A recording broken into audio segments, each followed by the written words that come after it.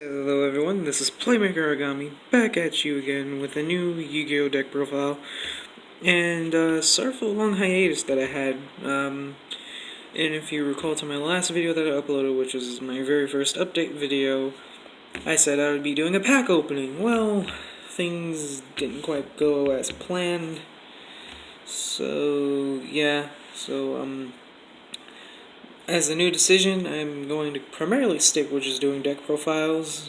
Pack openings will not be a thing on here until I actually do get a box. But yeah, just decided to go ahead and make this deck profile. We are doing a deck profile on Counter Trap Fairies. And this deck was built with 3 structure decks like my Monarch deck, although I did make that one more competitive. This can still hold its own. It's pretty good. It's able to take on Light Sworns and such. So, and it can shut down Great Grand Maju. So let's get on with the deck profile. We'll go ahead and start up with the monster lineup. So for our first one off, we want to run one Eve. I have found that running 2 or 3 is pretty bricky, and if you don't know what this card does, this card's effect is if you pitch it to grave, you get to search out 2. You get to add a number of 2 or lower light fairy type monsters from your deck to your hand, but you cannot accept itself, and you can only activate it once per turn. So that's why you run that at 1. We run one Milton Sage of the Sky.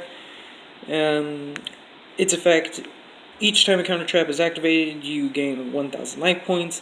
And if Sanctuary in the Sky is on the field, you get to destroy 1 card your opponent controls. This is a pretty good card. I run it at 1 mainly because the life point gain isn't. You don't really use it for the life point gain. You use it for the destruction. But yeah, so that's it for the one-offs. For the cards I run on 2, I run 2 Honests.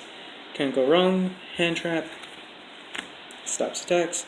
The next one I run to is 2 Herald of Green, which Herald of Green can, when this card is in my hand, and when my opponent activates a spell card, I can pitch it along with another fairy, along with another card, so like Eve, and I can negate and destroy that monster.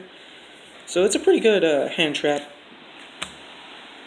The next is Herald of Orange, which has the same effect as green, but instead of negating spells, it negates monsters' effects. And it's a tuner. I don't have an extra deck with this deck, but I am working on that still. Time for the cards in the next 2 off. We run to Power Angel Valkyrie. This card again, these cards are all from the new structure deck that came out Wave of Light, I believe. But yeah, this card here, if I negate a spell, trap, or monster effect, I can then add 1 light fairy monster from my deck to my hand, except for Power Valkyrie, and it can only activate its effect once per turn. So this is the searcher of the deck. I run 2 because 2 seems to work out best. And also, it's a prime target for Tides of the Brethren. The next card I run at 2 is Minerva, Scholar of the Sky.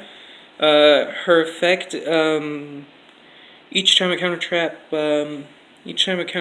or monster effect is activated, each time a counter trap is activated while this card is on the field, it gains 500 attack, and if Sanctuary of the Sky is on the field, I can add 1 counter trap with a different name from my deck, from my graveyard back to my hand.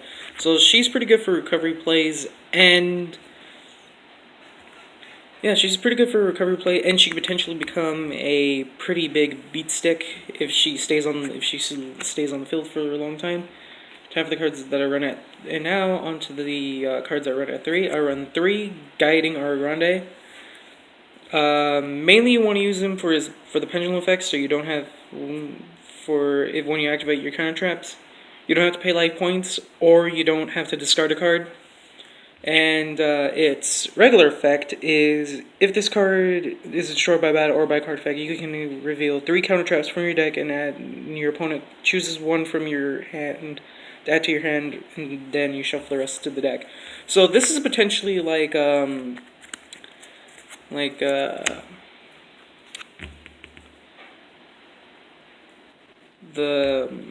Monarch card, where if you banish it, you reveal 3 Monarch Spell traps. Your opponent has to choose one.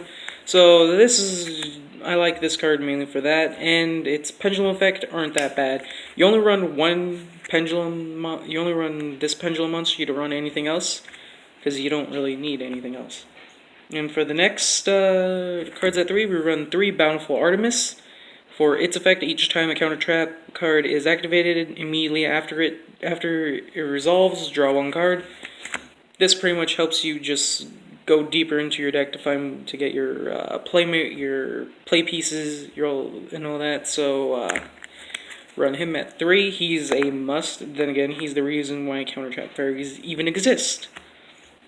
And the last card, and that is the boss monster. You run 3 Sacred Arcanite Pashant, and this is the new boss monster that they recently got in the structure deck, and his effect is if you activate a counter trap or if you negate the activation of a spell card or monster effect during the damage step, you can banish 2 other fairy type monsters from your hand, field, or graveyard. Special summon this card from your graveyard. If it was there when you activate / negate or hand, even if not, if this card is attacked and attacks a defense position monster, inflict piercing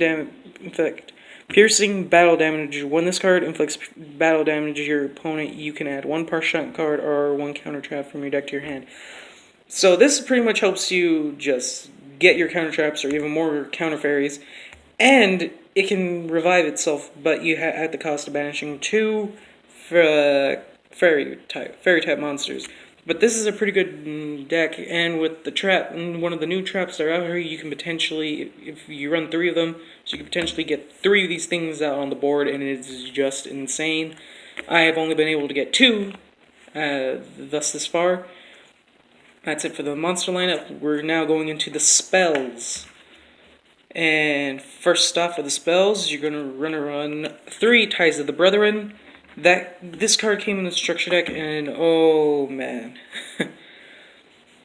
If those of you that don't know the effect of Ties of the Brethren, here it is. You pay 2,000 life points, then target 1 level 4 or lower monster you control. Of the rest, for the rest of this turn, when this card resolves, you can not special summon monsters. Also, special summon 2 monsters from your deck with the same type and attribute and level as that monster, but with different names for each of that for each other and that monster. You cannot conduct your battle phase when you activate this card. So, the combo that I usually go for is I'll activate Ties of the Brethren on Power Angel Valkyrie to then summon Minerva and Milton to just get that going, and then I would set then if I have a counter trap in my hand, I'll set, and then on my opponent's turn, when they activate anything that would count as a monster, trap, or a spell, I'll activate a counter trap, and then each of their effects will go off, adding more to my hand. And usually, sometimes, if you can add on to that by having a Guiding Armor Grande in scale, and having Bountiful Artemis also there, so you can potentially go into more of your plays. So Ties of the Brethren just helps out greatly with this deck. But that restriction, I would say, is why this deck is good. Nah, I can talk. Is good for going first, but going second, this deck can go second, but it kind of struggles a bit. But going first, pretty much you are guaranteed to win.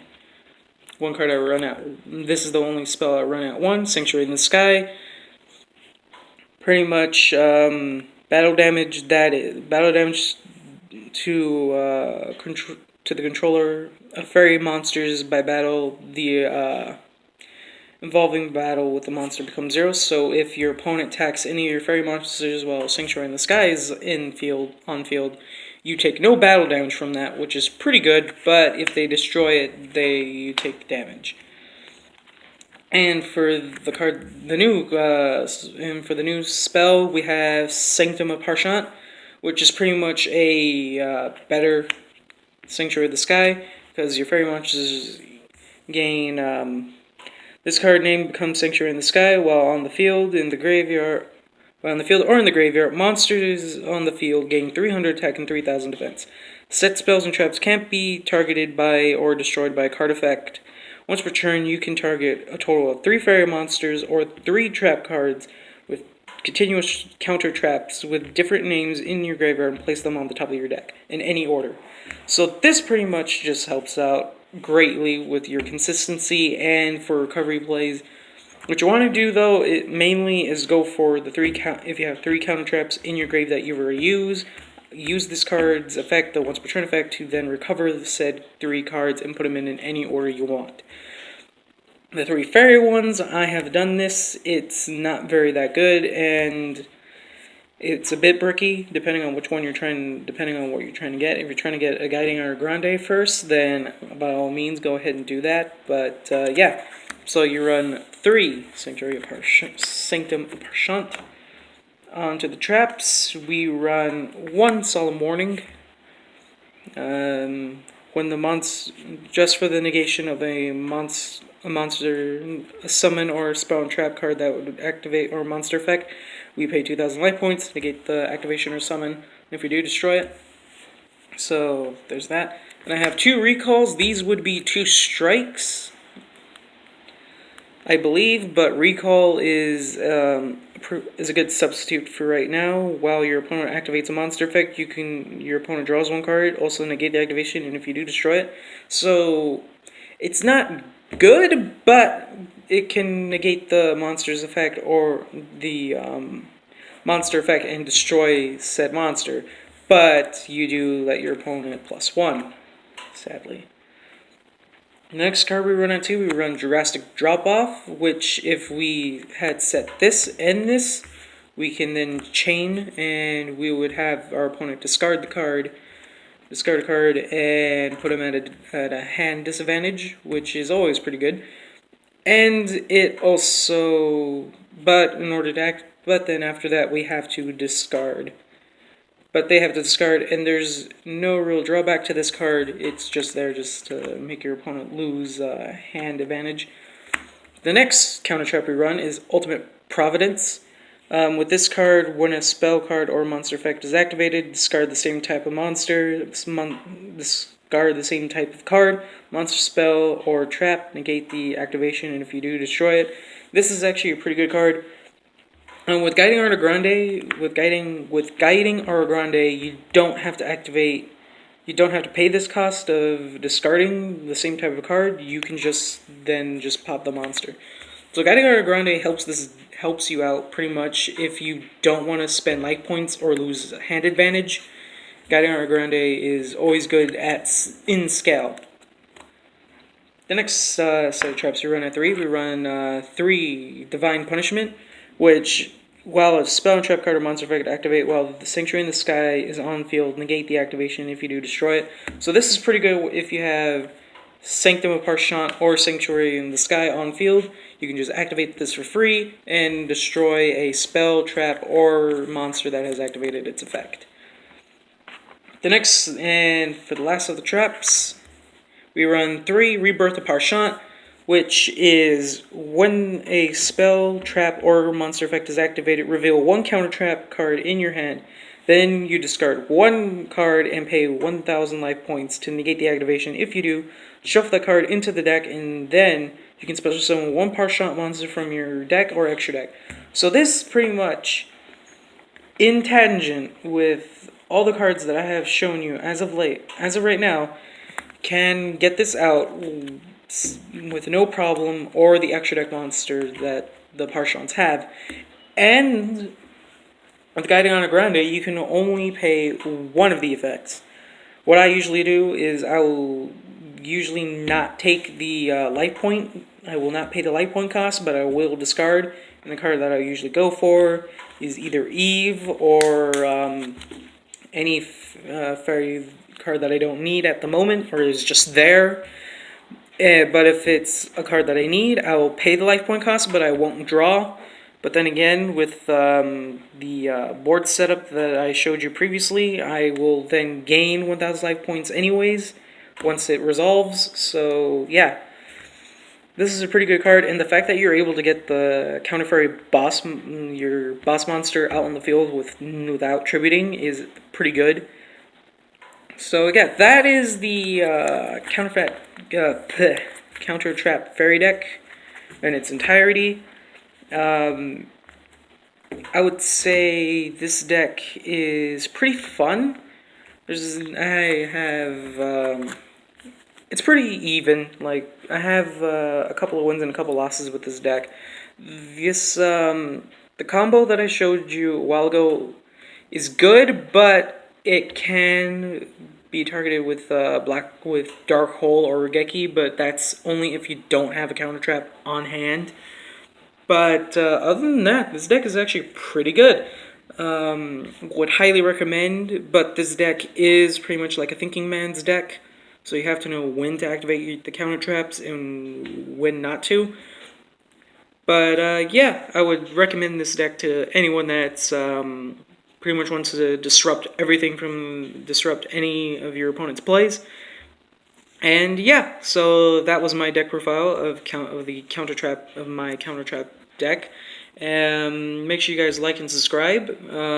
Make sure you click that bell button to be notified of new videos and new content that will be up. And yeah, so that has been my deck profile, and this is Playmaker Origami signing off.